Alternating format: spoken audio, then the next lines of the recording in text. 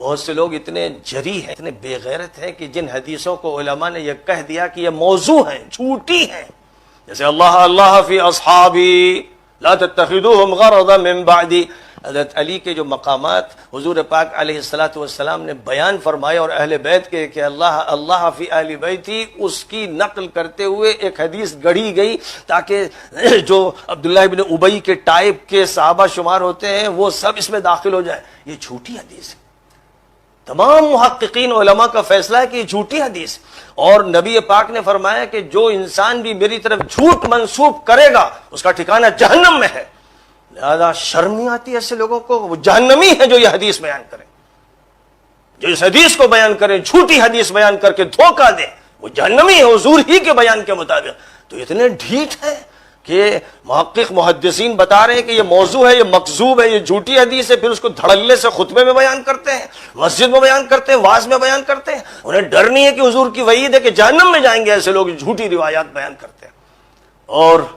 اصحابی کالنجوم بأیہم اقتدیتم اہتدیتم، یہ روایت ناقابل قبول ہے، اور اس روایت کا راست ٹکراؤ ہے قرآن پاک سے، کیونکہ قرآن پاک جن کو یہ کہتا ہے کہ انہوں نے الزام تراشی کی اور وہ قاذف ہیں اور ان کی شہادت قبول نہیں کی جائے گی، اور وہ ظاہر ہے کہ صحابہ میں تھے، تو اب یہ روایت کہتی ہے تم ان کا اتباع کرو، کوئی حرج نہیں، تم بھی قاذف بن جاؤ، اور جن سے بدکاری کا فعل ہو گیا کوئی حرج نہیں، تم بھی وہ کام کر لو۔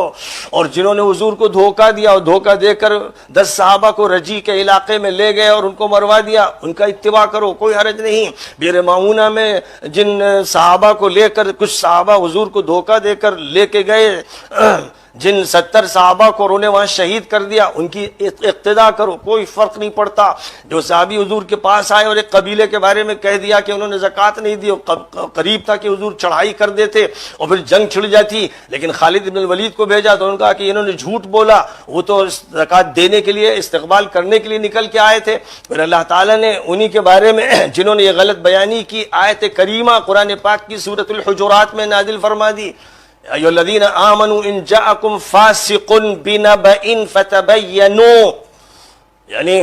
سارے مفسرین متفق ہیں کہ یہ ان صحابی کے بارے میں آیت ہے، عقبہ ابن الولید کے بارے میں، کہ جو یہ غلط خبر لے کر آئے اور حضور سے غلط بیانی کی، اور پھر اس کے بعد یہ بھی ثابت ہے کہ یہی وہ شخص ہیں جو مسلسل شراب پیتے رہے، یہاں تک کہ جب ان کو کوفہ کا گورنر بنایا گیا تو شراب کی حالت میں فجر کی نماز پڑھائی، پھر ان کے خلاف حضرت عثمان کے ہاں گواہیاں دی گئیں تو ان کو طلب کر کے کوڑے لگوائے گئے۔ تو وہاں کیا کہا جا رہا ہے؟ اصحابی کالنجوم، سب ستارے کوئی مانند ہیں، کسی کی بھی اقتداء کر لو۔ جو باغی تھے حضرت علی کے خلاف، جنہوں نے متعدد صحابہ کو قتل کیا، بوچڑ خانے میں ذبح کیا، صحابہ کو، بڑے بڑے صحابہ کو ذبح کیا، اور پھر اس کے بعد حضرت علی پر جو لعن طعن کرتے رہے مسجدوں میں، ان کی اقتداء کرو، کوئی حرج نہیں۔ بأیہم اقتدیتم اہتدیتم۔ اب ایسے جاہل قسم کے لوگوں کا کوئی علاج ہے جو حقائق سے منہ موڑ لیں اور انکار کریں، پوری تاریخ کو جھٹلا دیں اور حدیثوں کو جھٹلا دیں؟ جب حضور فرما رہے میرے صحابہ میں منافق ہیں، اور وہ صحیح حدیث میں فرما رہے ہیں، اور یہ غلط حدیث ہے، قابل قبول نہیں، جن لوگوں نے کہہ دیا کہ یہ حدیث حسن ہے، ان کا قول ان کے منہ پہ مار دیا گیا، محدثین نے کہہ دیا کہ ان کی تحسین قابل قبول نہیں ہے۔ تو اب اس کے بعد حضور فرما رہے ہیں اور حذیفہ سے بتا رہے ہیں کہ میرے صحابہ میں فلاں فلاں منافق ہیں، اور یہاں یہ کہہ رہے ہیں نہیں، جس کی چاہو اقتداء کر لو، کوئی حرج نہیں، عبداللہ ابن ابی کی اقتداء کر لو، اس کے ٹولے کے لوگوں کی اقتداء کر لو، حضرت عائشہ پر جنہوں نے الزام لگایا ان کی اقتداء کر لو، سب ستارے ہیں۔ بأیہم اقتدیتم اہتدیتم۔ ایسے اندھے بہرے گونگے لوگوں کا علاج بس اللہ ہی کرے گا، جب جھوٹی نسبت کی بنیاد پر حضور کی وعید کے یہ مستحق ٹھہریں گے۔ یعنی حضور نے فرمایا تھا من کذب علی متعمدا فلیتبوأ مقعدہ من النار، جو شخص بھی جھوٹی حدیث میری طرف منسوب کر دے گا وہ دوزخ میں جائے گا۔ تو آخر اتنے بے غیرت کیسے ہوتے ہیں لوگ، اتنے ڈھیٹ کیسے ہوتے ہیں کہ کسی کے جرائم کی پردہ پوشی کے لیے اور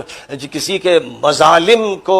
عدل سے تعبیر کرنے کے لیے جب وہ جھوٹی حدیثیں بیان کرتے ہیں تو انہیں شرم بھی نہیں آتی، ڈر نہیں لگتا اللہ سے، ڈر نہیں لگتا کہ نبی کا کیا سامنا کریں گے، نبی کچھ کہہ رہے ہیں اور یہ ظالم کچھ اور کہہ رہے ہیں، اور اس پر ڈھٹائی کے ساتھ اڑتے ہیں، اسی پر لڑتے مرتے ہیں، فرقہ بندی کرتے ہیں،